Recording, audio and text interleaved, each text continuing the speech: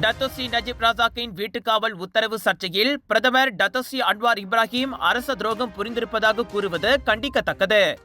எதிர்க்கட்சி தலைவர் Datuk Seri Amsa Zainudin முன்வைத்துள்ள அக்குற்றச்சாட்டு அடிப்படையற்றது மட்டுமல்ல, தீய நோக்கத்தை கொண்டது என அரசாங்க ஆதரவு நாடாளுமன்ற உறுப்பினர்கள் குழுவான பிபிசி சாடியது. நஜீப்பின் வீட்டுக்காவல் தொடர்பில் அப்போதைய மாமன்னர் கூடுதல் உத்தரவு வெளியிட்டது உண்மைதான். ஆனால் அது தம்மிடம் ஒப்படைக்கப்படவில்லை.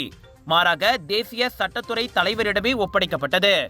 அதற்கும் பிரதமர் என்ற முறையில் தமக்கும் சம்பந்தமில்லை என டத்தோஸ்ரீ அன்வார் ஏற்கனவே தெளிவுபடுத்தியுள்ளார். இருந்த போதிலும் மக்கள் மனதில் நஞ்சை விதைக்கும் நோக்கில் அவ்விவகாரத்தில் எதிர்க்கட்சிகள் உண்மையை திரித்து கூறுகின்றன. பிரதமர் அரச துரோகம் இழைத்து விட்டார் என்றும், எனவே முதலீட்டாளர்கள் நாட்டுக்குள் நுழைய மாட்டார்கள் என்றும் கூறுவதெல்லாம் அடிப்படையற்ற வீண் பேச்சே. முதலீட்டாளர்களின் முடிவு பொருளாதார நிலைத்தன்மை மற்றும் அவர்களுக்கு தோதுவான கொள்கைகளை சார்ந்தே இருக்கும். அம்சா கூறிக்கொள்வது போல் நடைமுறைக்கு புறம்பான அரசியல் அவதூறுகளால் அல்ல என பிபிசி இன்று வெளியிட்ட அறிக்கையில் கூறியது. எதிர்க்கட்சி தலைவரின் பொறுப்பற்ற செயல் அரசாங்கத்துக்கும் ஆட்சியாளர்களுக்கும் இடையிலான உறவை பாதிக்கும். அனைத்துலக அளவில் நாட்டின் நற்பெயருக்கும் களங்கம் கற்பிக்கும். பிரதமராக இருக்கும் காலத்தில் டத்தோஸ்ரீ அன்வார் மலாய் ஆட்சியாளர்களுக்கு உரிய மரியாதையை வழங்கி வந்துள்ளார், தொடர்ந்து வழங்கி வருகிறார்.